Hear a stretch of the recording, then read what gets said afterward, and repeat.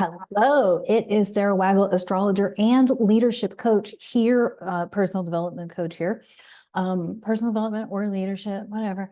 I want to speak into something before I get into this. Let me talk about why I use astrology. I use it as a tool for personal development. I use it as a tool to support people in getting to know themselves from a more individualization level. I do this because after years of personal development work, my own personal development, my own healing journey, I was still not making sense to myself. Like I couldn't understand why I couldn't harness my emotions. I couldn't control, I don't want to say control, but like manage, that's a better word, my emotions. And I couldn't figure out why. Like I would just randomly have a tantrum. I would randomly just have an emotional breakdown or whatever. And it was when I started to learn my own astrology. Like I knew I was an Aquarius sun, but it was my understanding Aquariuses were like, cold-hearted, didn't show emotion. And I was the sheer opposite of that. And it was learning that I was a Scorpio moon with a Scorpio rising that contributed to my emotional being, my emotional well-being. And so with recent events in the astrology community, I thought that I don't want to go into it because I don't know the person. I didn't follow the person, but I did see a bunch of the astrologers that I follow talk about it. But something tragic did happen to a social media astrologer in the last week or so. So I wanted to put that out there as why I use astrology as a tool.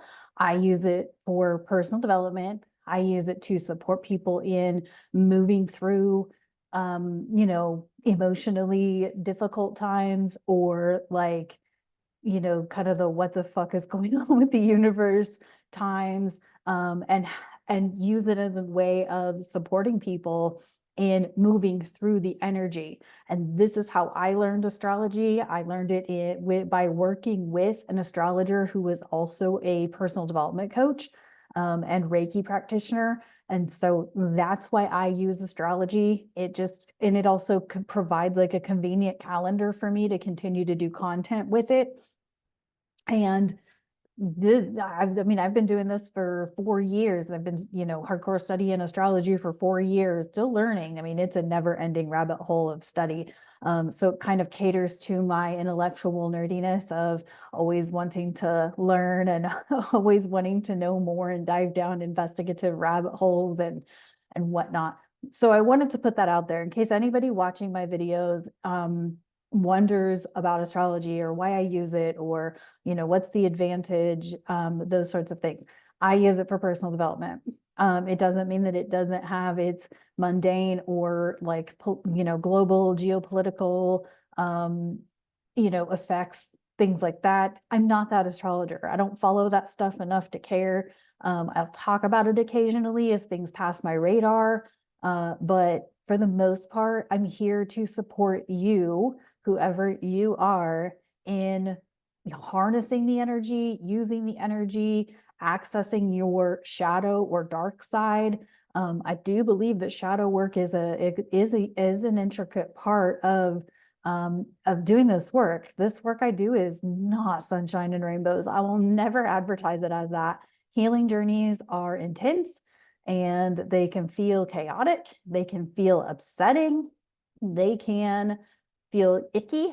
But every layer of healing that I have done or that I have seen my clients do, or other longtime participants in personal development, seeing some of us have been at this for 10 years or more and seeing us all on the other side of it now, it's like, damn, it was bleh, moving through it, but being on the other side of it, we're really, content knowing that we did the work when we did the work.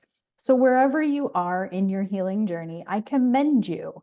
And I invite you to continue and keep going. It may feel like a never-ending story, and it is to an extent, but there is always something opening up or breaking through for you on the other side of your breakdowns, on the other side of your emotional instability or whatever. And I'll say it till the end of time. If I can do this work, anybody can, because I was victim worse than I even knew I was victim. I was very emotionally unstable at some point in my life. I've been through dark, dark, deep depression. I've also had, various other like physical things, like body pain or whatnot. So I am no medical or psychological professional by any stretch, but I do believe in this work. And I do believe in what I'm doing in this work and the light that I am putting out there into the world. So, anywho, I wanted to put that out there.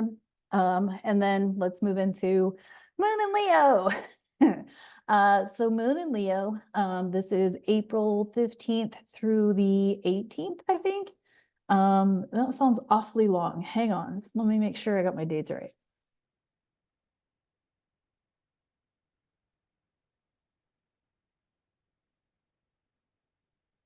Okay, it is the 15th through the 18th, and during this moon in Leo. Now, what I love about Leo is Leo opposes Aquarius, so they work on the same axis. And Aquarius is the community groups, technology, and things like that. And Leo is the like the ego, right? Like who you are, how you courageously stand out in a group or in your community. And I think it's really necessary in this time and space. We're building to this Jupiter Uranus conjunction that peaks on the 20th. And so we're certainly in that energy. And Taurus season looks really good as far as like really starting to execute what you've been processing through over the last month of Aries season. But okay, so we're gonna have the moon opposed Pluto in Aquarius, of course. And then this moon will also trine with all of the Aries things, which we have what? Venus, the North Node, Chiron, Mercury, and the Sun finishing up in Aries. That's 5 things in Aries. That's a lot of freaking Aries. So this is a lot of good, fiery, Aries is the I am, Leo is the court, the courage to be who you are. And during this moon in Leo, we're also going to have Venus conjunct the North Node. The North Node is the head of the dragon. It's where we're going. Venus is, it's Aphrodite, it's the love, it's the self-worth, the value, and all those things. And we've had a lot of Chiron activity, and with that, like we're kind of releasing and letting go. Also, it's feeling very exposed about our wounds. It feels really vulnerable. Chiron's really having us feel kind of vulnerable, and kind of exposed, maybe even a little bit raw. I know a lot of people are moving through a lot of stuff right now. And so, I get it, and I'm very compassionate to it. I'm also someone who maybe morbidly believes that, some people don't want to continue right now, and they don't want to be a part of the like what's coming. And that's okay. People are where they are. And if you're still here, like I said, it takes courage to be a human right now. This is a really tough time to be a human. But if you're still here and you're watching my videos, first of all, I love you and I appreciate you, but I also commend you for continuing to be here on this earthly journey and on this earthly mission. We're here to do something. So, so let's use this energy, this Leo moon, to harness what it is you're up to harness this mission, this Venus conjunct the North Node. We've got, and Venus is eventually going to conjunct Chiron. And I think, I don't know what date that is, to be honest with you. I'd have to look it up. But sometime between now and April 30th. And then we've got this big buildup to Uranus and Jupiter in Taurus. Taurus is ruled by Venus. So that's why Venus is so important right now, is because we have all these things happening in Taurus. And Uranus is a shaker-upper. We know this, right? I've talked about that. It's a disruptor, it's a shaker-upper, it's also a rebel, it's also about freedom. It's also about like individuality, uniqueness. Jupiter is the magnifying glass, it's the amplifier, and they're in Taurus and about to conjunct later this week. And so it's really this harnessing and using this energy to feel your role, whatever it is. Each of us has a role, each of us has a purpose, and that's why we're here in this time and in this space to contribute or be a part of something in our communities, whatever that role is, and whatever community that is. It could be your local community, it could be your it could, I don't know. It could be, I don't know. I can't think beyond local community right now. But you know what I'm saying? Maybe you're in an online community. Maybe you are in a specific community related to your university or your, maybe your high school graduating class or something. Like there's all kind, maybe it's a sports team. Maybe it's your children's activities or whatever. Maybe you're on the PTA. Which just brings me to the Harper Valley PTA. If you don't know the song, go listen to the Harper Valley PTA. It's people taking a stand for what's right for others and being a part of that. So I really invite you and really encourage you to be in your role, what your role can be. Your purpose doesn't have to make you money. It can be entertaining. It can be fun. Your purpose gets to be whatever you say it is. And so, yeah, so that's what I got for this. Let's see what's up with the tarot. We got the Star Trek Next Gen tarot. Yeah, it's the energy is going to start to lighten up. We have the conjunction this weekend. It peaks on Saturday into Sunday. And then we have the Scorpio full moon next week. So yes, I will be getting the sun and rising sign videos out for that. I actually am really liking the lunations for Taurus season, the Scorpio full moon and the Taurus new moon. I'm really liking them. They look really positive and really good opportunities energetically, but it kind of all starts with harnessing this energy right now and having harnessed the energy from the eclipse, from the Saturn Mars conjunction and all of that. It's kind of like a buildup to really execute. And we'll have Mercury go direct on the 25th. So woohoo. So yeah, and then we'll have basically all systems go through the month of May until the end of June, when Saturn will be the first of the outer planet. Well, I guess the second, because Pluto goes retrograde in May, but I don't know. Saturn affects me like a bitch, so we'll see what's up with the tarot. But anyway, the point is we got all systems go. We got some feel good energy coming our way. So if you're feeling like you've been stuck in the mud, it's about to, you know, open up a bit. So that it's all dependent on how you harness and utilize this energy. We got the Queen of Starships in reverse, Queen of Cups in traditional tarot. This is Lieutenant Ogawa, one of my favorite characters actually from Next Gen. Queen of Cups, Queen of Starships in reverse. So we've got some emotional irregularity happening. We have some like maybe we're not feeling our emotions fully, not expressing them fully. So it could be causing or creating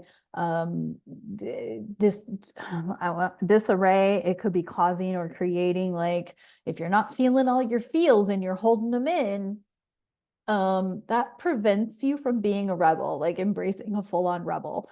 If you hold in your emotions, I'm not a fan of holding in the emotions because it hurts your body when you do that thing. So fully expressing your emotions, you know, if stuff pisses you off, if stuff makes you feel good, you expressing that is completely acceptable. And so yeah, highly recommend feel your feels. It's the things that wound us the most or hurt us the most or sadden us the most that we want to bring about change to. I work with obviously disability population because I am disabled.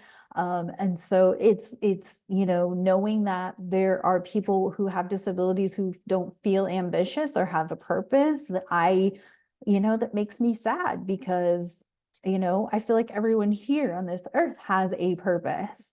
So I feel like there's a role for me in that group of people, but I had to feel my own shit around that, around being disabled and around that population in order to fully like see where I'm going with my own role in that community. Um, we got the marten and fox glove, foxglove. Hmm. And the word here is mischief. I like it. I love the mischief card.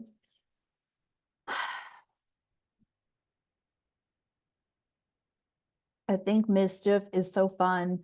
I think that mischief is what makes the world go round because mischief is harmless.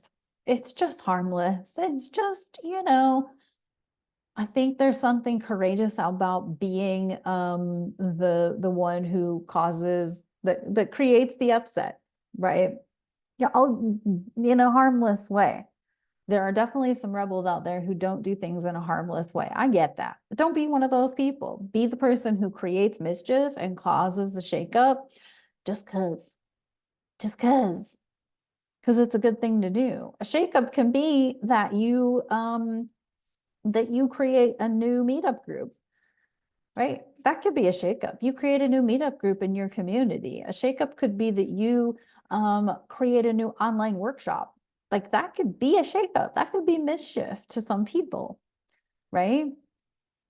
All right, let's see what oil will support us through this moon in Leo. All right.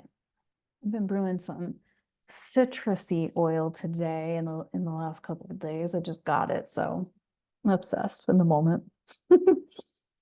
um Siberian fir. Interesting. Relieves and revitalizes. Okay. Relieves and revitalizes. Um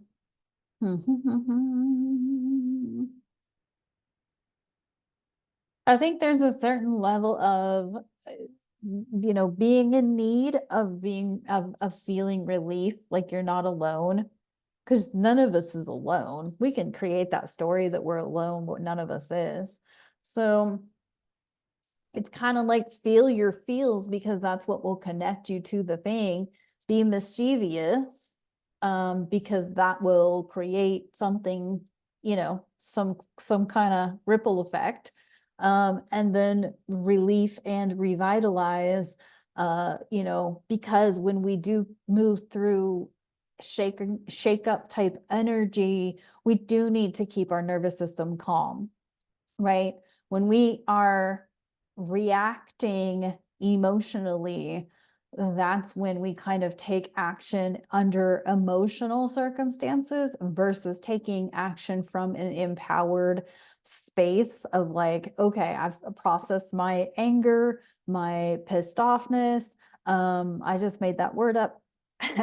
But we process like our anger, our sadness, our disgruntlement about whatever it is, and then we can, that's how we go about creating empowered change. If we go from a emotional place, right, when you respond or react to something emotionally or make a decision emotionally, almost always you end up like making an out of alignment decision, whether it's like, you're desperate or whatever. Again, you're angry, and whatnot. And, I'm one of those people that like I feel my feels and I will like not say or do anything for days until I feel like I am centered enough, through something in order to, respond accordingly and not respond emotionally. So Thank you for joining me for Moon Astrology Tarot. And of course, look for that Scorpio full moon, sun and rising signs video. I'm hopefully going to have that done quite soon and post that here on YouTube. And then I'm going to do one last Aries zodiac tea, kind of wrapping it up video that will be here on YouTube. Also, of course, on my TikTok and whatnot. I actually build those videos in TikTok. So yeah, be looking out for that. And then of course we will have zodiac tea tasting for Taurus season. And then on Wednesdays will always be Admiral Sarah Chronicles. So hopefully you can check those out and whatnot. And I will get to putting those in a playlist. That is my intention. And just keep forgetting to do it. But I will have an Admiral Sarah Chronicles playlist, so you'll be able to access that as you choose. So, all right, thanks so very much. Thanks so much for tuning in. Please like and comment. Again, I really appreciate all the comments from the last the eclipse video. Please continue to do that just to show support and all of the things. So I appreciate you, and I'll see you next time. Bye.